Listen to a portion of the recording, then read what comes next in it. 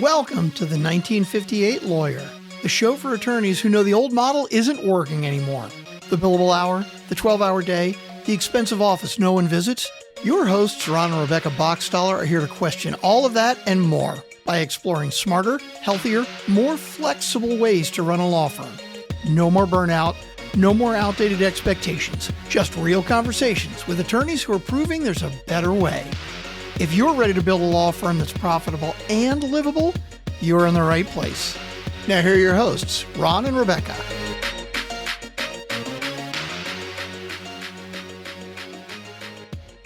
All right, welcome to the 1958 Lawyer, the podcast about the business of law. I'm your host, Ron Boxstaller, joined by my co-host, RB.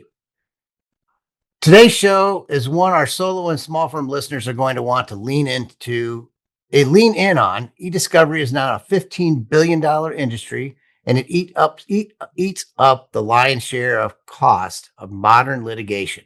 And most attorneys going out on their own have never been taught how to handle it. We've got two guests with us today who do this for a living, and they happen to work for one of the fastest growing private companies in America. With us from Complete Legal, a Kansas City-based e-discovery and litigation support firm that just landed on the 2025 Inc. 5000 list, we have Maurice Vincent, managing partner of the Chicago Hub, and Ron Robinson, their director of e-discovery sales. Between the two of them, they've got more than 50 years of experience helping law firms from solos to AM 100, making sense of discovery without going broke doing it. Maurice, Ron, welcome to the show. Thank you, Ron. Very delighted to be here. Look, before we get started, our first question, I want to set the table for our listeners. The difference between a good outcome on a case and a financial disaster in litigation often comes down to one decision: who you partner with on e-discovery.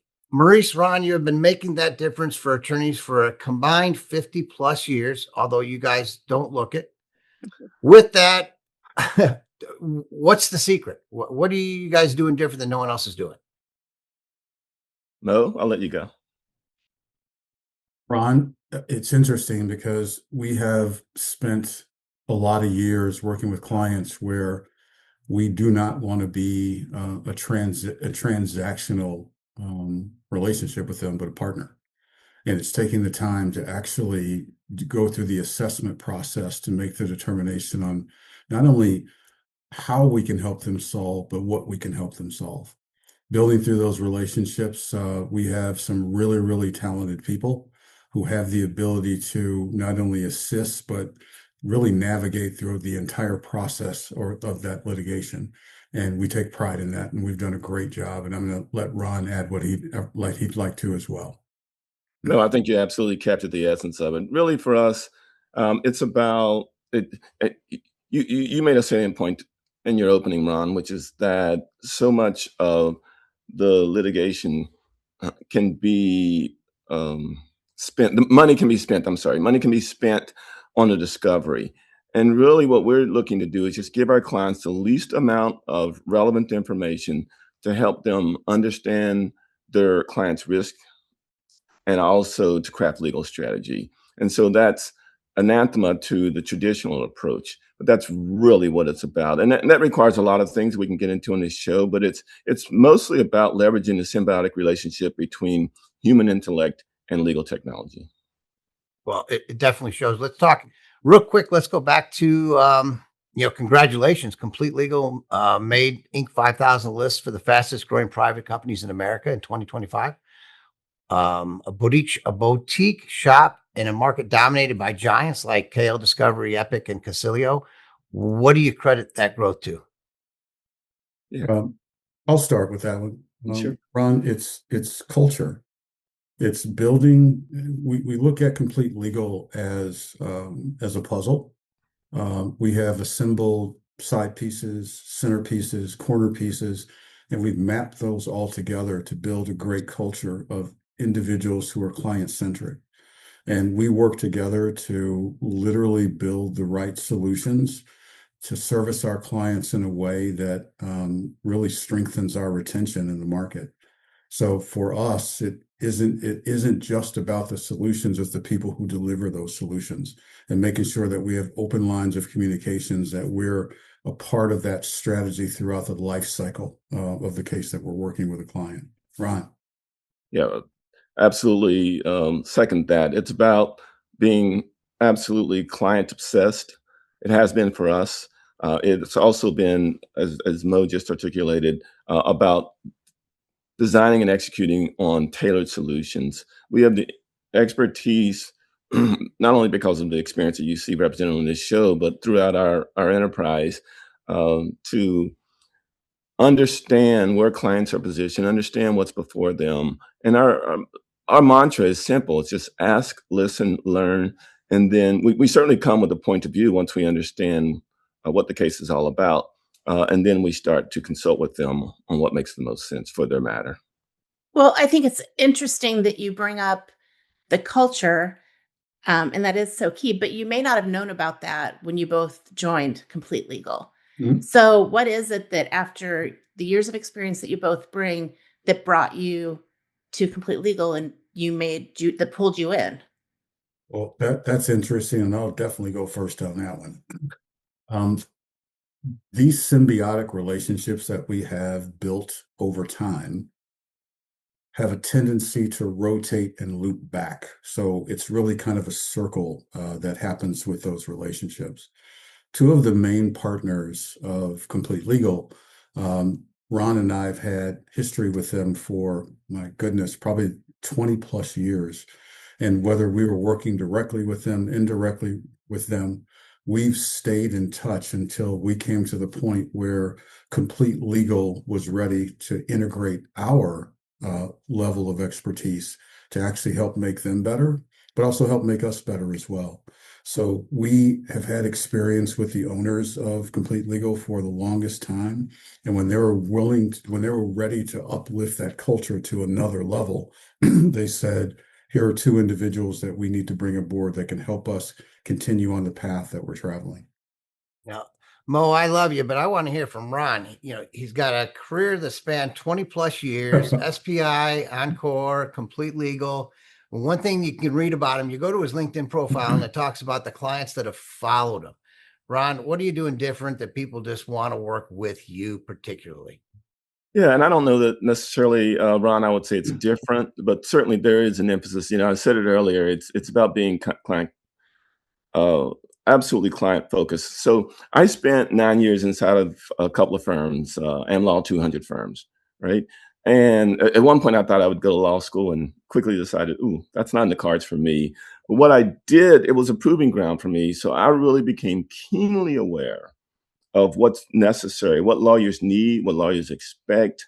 Um, and I believe I know that experience informed my attitude around service. And so, yeah, and I consider myself, originally I went to school to study architecture. And so I still consider myself a builder, right? A builder of solutions, a builder of teams, a builder of people. And I never lose that focus. Absolutely never lose that focus. So, you heard me earlier refer to ask, listen, and learn. That's really the attitude that I take.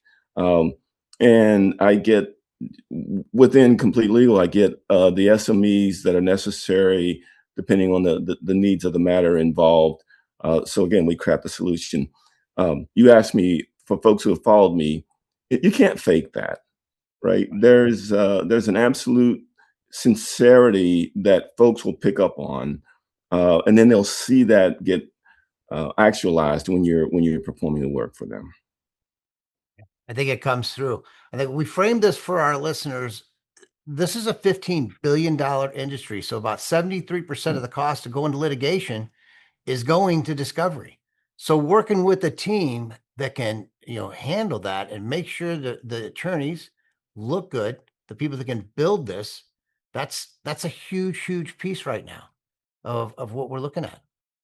Let's Yeah, and Mo, go ahead, our Jennifer. audience is a lot of solo practitioners or smaller firms um, who don't have an in-house e-discovery team, probably don't have the volume to necessarily be the largest client at one of, a vendor you might find if you Google it right away. So what would you say to attorneys who are solo or small firms about what Complete Legal can do for them differently and how a relationship would look with a firm that size?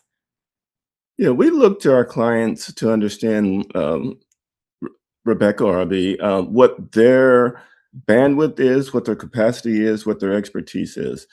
Anything that distracts from the practice of law and focusing on the merits of the case is not good, to say it politely, right? And so we literally go from the ability to gather all of that electronically stored information, right?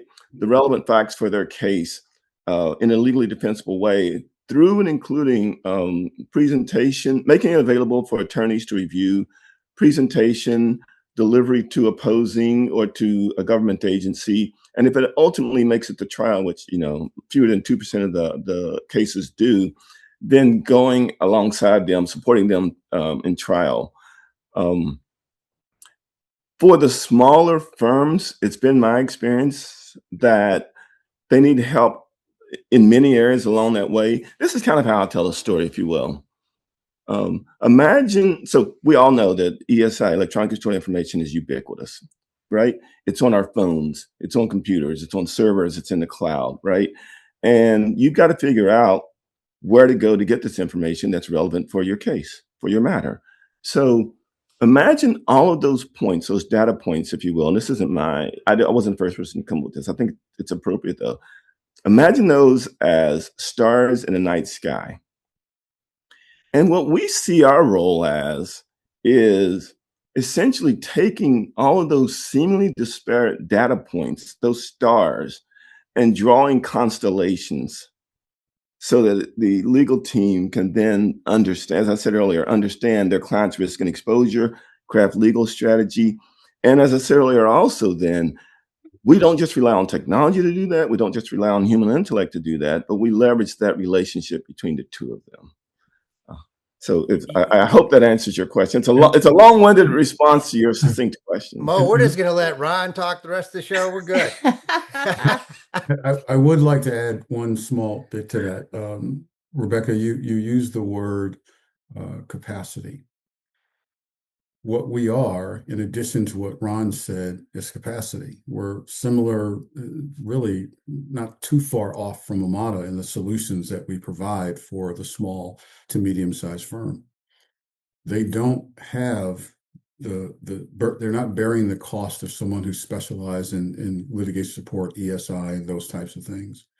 So what we want to do is we want to become an extension of them, and not just a vendor on the outside, but someone who actually, again, is alongside them as we go through the case with them on the best ways to go through this discovery process. So when we become that capacity and that consulting type role, that's where we have a huge impact with that small to medium-sized firm, is because we become their lit support department. So let's take this level. And Mo, I've heard you say this a dozen times. No two firms are alike. Mm-hmm. So I'm kind of curious. So let's talk about a 5-attorney law firm. What are you going to do different than a big firm is going to come in, and how would you support them differently? Give us some specifics of how you're going to take care of that. And look, I'm going to trial. I'm a 5-attorney law firm. I'm going to go to trial. I don't know what, 3, 4, 5 times a year. Mm-hmm. Right? With these big firms, they're doing that on a weekly basis. So how are you going to do things differently? How are you going to support me as a small firm? Ron, you want to run with that one? He called on you. I think he's tired of hearing me, but I'd be happy to say. That's just the contrary. I was trying to make Mo feel good, Ron. Oh, that's okay. Go ahead, Mo. We work with some behemoth firms by far. And not that we have a great deal of success in the small to medium-sized firm range. They love us because we're nimble.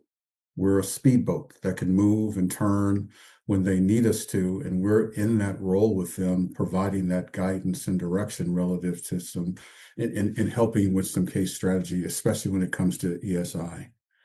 But because our service ranges from, because discovery is still paper, all the way to review. We have the capability to provide those types of services for that small firm and have it under one service umbrella as opposed to connecting with different ones that do different things. So that's really for them, that's one solution, but we also understand that one size does not fit all. So you're right. Some are going to be 4 times a year, some are going to be 6 times a year, and we need to be ready and available to provide the services that we provide to help support them in a way similar to the big firm who has the resources at their disposal internally. And that's where we become extremely valuable to them because, again, they have an internal lit support department. We become their internal lit support department by working with them on that level for any size case. And again, what a better strategy with us for a large firm to inundate a small firm with something they don't understand. That's Right. where we become extremely valuable to them. I hope that answers the question. Yeah. And Yeah, it's go go ahead. ahead. No, Go ahead, Ron. RB. I'm sorry. Go, Ron. It's all you. Yeah. Okay. Thank you. Yeah. I just maybe some of the nuts and bolts in there, Ron and Rebecca. We begin with, obviously to even work on the matter, we have to run a conflicts check. We clear conflicts, and the first thing we do when we run that conflicts check is we also then research the case, understand where they are in the case, right, and where are they with the discovery. Discovery's been propounded, obviously, but has a discovery schedule already been pushed out by the judge, by the justice, right? Have you had your meet and confer? We look at all of that, right? Then we sit with the firm and we start. It's a working backwards exercise for us. We say, hey, what is it you're looking to achieve, and what are your thoughts about how you're going to approach this? Before we ever start talking about the data or the documents, and then they start to share that with us. Oh, okay. And then what do you have the capabilities to do? Some will say, as an example, well, we think we'll collect the data ourselves. Okay, can you do that in a legally defensible manner?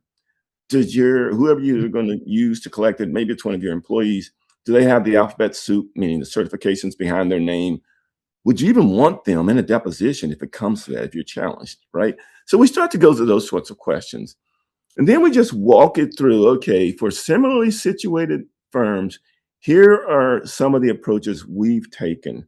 How meaningful, and we literally get down into the nitty gritty, how meaningful would this be for you? And when we show them, these would be the benefits of this approach. In other words, we're designing workflow. These will be the benefits of these approaches. Here are some of the pitfalls you really need. We're not going to let you go off the ledge. And in fact, we're going to insist that you don't, right? And then obviously we talk about the attendant price for all those things, always bearing in mind. It's interesting, Ron, that you make the point, and it's a salient one here. Studies show that 73% of the costs of a matter are for discovery. That is way too high. Way too high. So we really bear that in mind as we walk through all of that. And I hope that might illuminate some of what Mo said as well. Yeah, that was interesting because what I hear you saying is that really you're acting as a consultant. It's a consultative process. And Mo, I think you even said that you provide guidance. And so something I thought about was before when attorneys are in the decision-making process of hiring somebody to help them with discovery, or a firm is in that process, before you even get to the point where you get to be the person that comes alongside them, what do you see as some of the most common and maybe most expensive mistakes firms will make on discovery before you're even involved?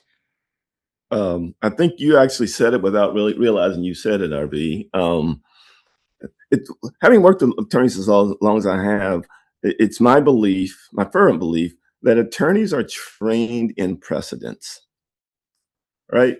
Give me your relevant case law, and I'm going to build my argument on that. Well, I think they do follow that same path when it comes to making decisions about business partners that they work with. And so if they have worked with some of the organizations, Ron, that you named earlier, they tend to go back to that. That might not be the best solution for them. So we really want to understand what the decision factors are. Sometimes, quite frankly, it's dictated by their end client, right? Uh, any myriad of reasons. So we dive into that, and we just make a compelling case with them. Incidentally, a lot of what I talked about just a moment ago around the research and all that, that's all on us. That's just the cost of doing business. That's a lot of the value that we bring to them in the consulting conversation. There's no, the clock's not running at that point. Okay. We did some research and put some numbers about what Ron's talking about. A typical civil case in this country today involves about 130 gigabytes of data, roughly 6.5 million pages, pulled from 10 to 15 custodians. That's the equivalent of 100 pickup trucks full of paper. And the average smartphone you collect from a custodian contains 30 gigabytes of user-generated data on its own. Who in their right mind wants to do this on their own? This is a professional gig here. So Bo, let's go back. For an attorney who's just gone out on their own, maybe doing employment work, commercial litigation, family law, anything where ESI shows up, what are the first 2 or 3 things you'd tell them to put in place around discovery before they get blindsided by their first real document request? I would say, number one, find a resource, because it's it literally is a part of what they're going to do no matter what. I would also say find a resource that's going to consult with them instead of just processing. There's a way to look at this logically, systematically, with an approach to let's dive into this. That's going to be the least expensive way to achieve what we're attempting to achieve. And then trust them to actually really decipher ESI and help them be better understanding, to let a part of it go so they can focus on practicing the law. Our job is to get them the things that they need, understand the search terms, run the conflict checks, all the things that we're going to do to support them so that they don't have to worry about that piece of getting through that. And again, they want to practice the law, and our goal is to help them doing that. And that's the thing that they should focus on. And Ron, please add something, please. Just really quick. Also, I would add to that, if you haven't already, seek out a trusted business partner who can help you develop a repeatable workflow. Right. Rebecca, So finish her off with our last question. our last question. Well, actually, I have more of this is not going to be the last question, but something that I found like keeps coming back to me is when I think about the experience that the two of you bring to the table, and I looked at Complete Legal's website, and it had the offerings of what you can have. And I've got it's like information governance, e-discovery, forensics, hosting service, managed review, paper services. And my first thought when I saw that was probably when you were starting in this business, paper services might have been listed as the first one. Mm-hmm. And then maybe those would even be reversed to some degree. And so the one thing that keeps coming up to me is how attorneys who fall back on what they think they know or what they're used to could be very outdated, because if I'm leading with paper, then that's maybe not, where I'm really looking with e-discovery or with discovery. But what do you see for the future of your business? I mean, everybody's talking AI, technology moves quickly, as we all know. So what do you see and how are you preparing? Rebecca, it's a real simple answer. And it's this: a toaster. Like what? let me tell you why I say that. A client of mine, former client of mine, his name's Peter Hutt, a partner in an AM law firm here, and I'm in the Washington, D.C. area. And we work together on multiple matters across a good span of time. And he said to me something I've never forgotten. He said, "Hey, Ron, when I first started working with you, a lot of the discovery for my matters was paper-based." And he said, and the relevant information, the relevant documents that I needed would typically fit in a Redwell, right? An expandable gusset file. And he said, well, with e-discovery, it's really no different. the relevant information that I'm going to use to rely on my case is the electronic equivalent of a red weld. And he said, and I understand there's a lot of technology and it's all, he said, all I really need for you to do for me is to build me a toaster. And you get the metaphor, right? Yes. We all know what a toaster does, right? Right. The end result is self-evident. And that's really what he wanted. He wanted our expertise to handle all those things.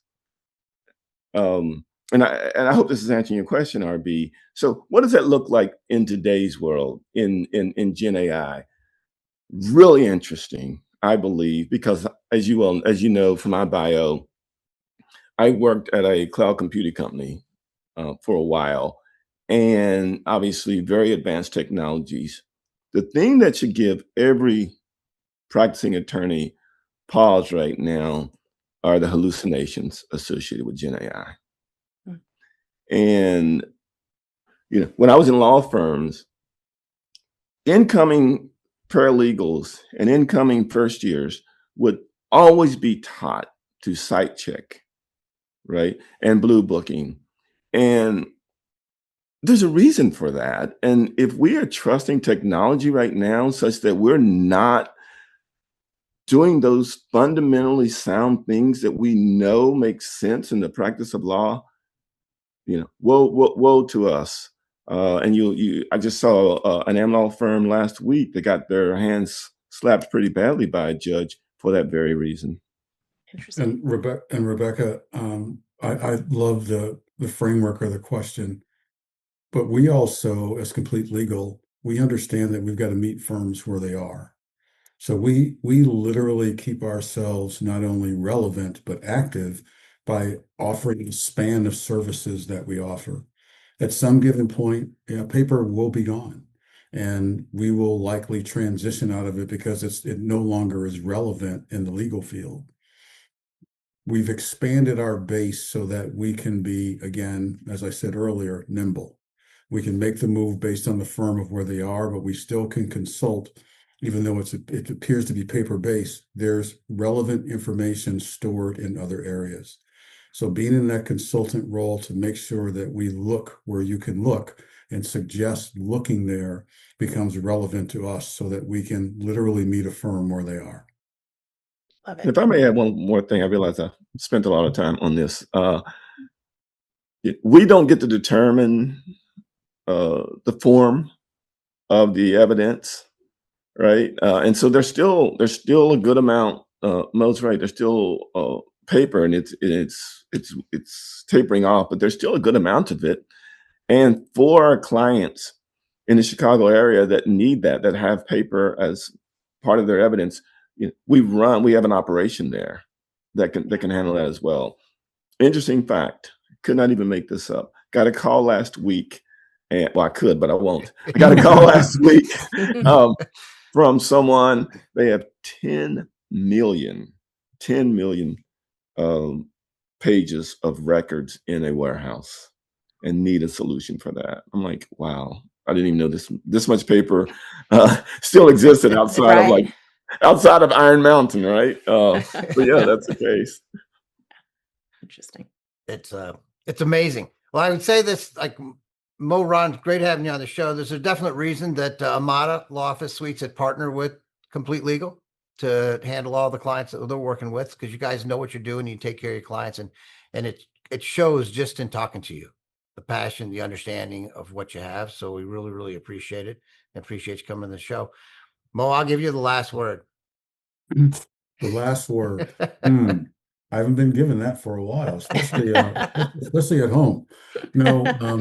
Ron, we really want to thank you for thinking enough of us to give us an opportunity to be a part of the Samada solution to strengthen relationships and provide another level of service to them. And we're excited about performing in that role and literally helping you guys look good and strengthening those relationships. And we will perform for you. We're excited about it. Absolutely. Appreciate it. Thank you so much, gentlemen. All right. That's all we have for today. A big thank you to Maurice, Mo, and Ron for joining us and pulling back the curtain on what good e-discovery actually looks like. If today's conversation got you thinking about the next time a discovery demand lands on your desk, I hope you'll take one idea from Maurice and Ron and put it to work this week.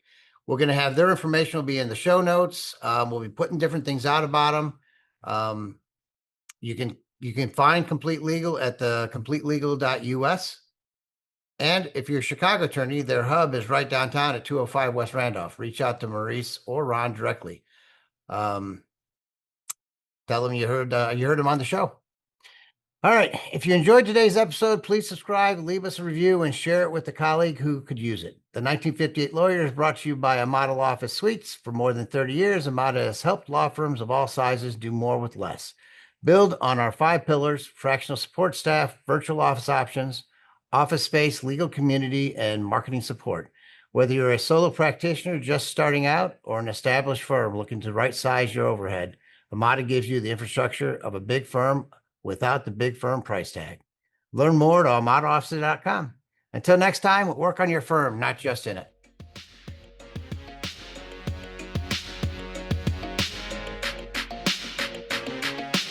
Thanks for listening to the 1958 Lawyer. If you like the show, tell a friend, and please subscribe, rate, and review us on Apple, Spotify, or wherever you get your podcasts. If you'd like to hear more about Ron, Rebecca, or Amada, go to amataoffices.com. That's amataoffices.com. All the links are also in the show notes.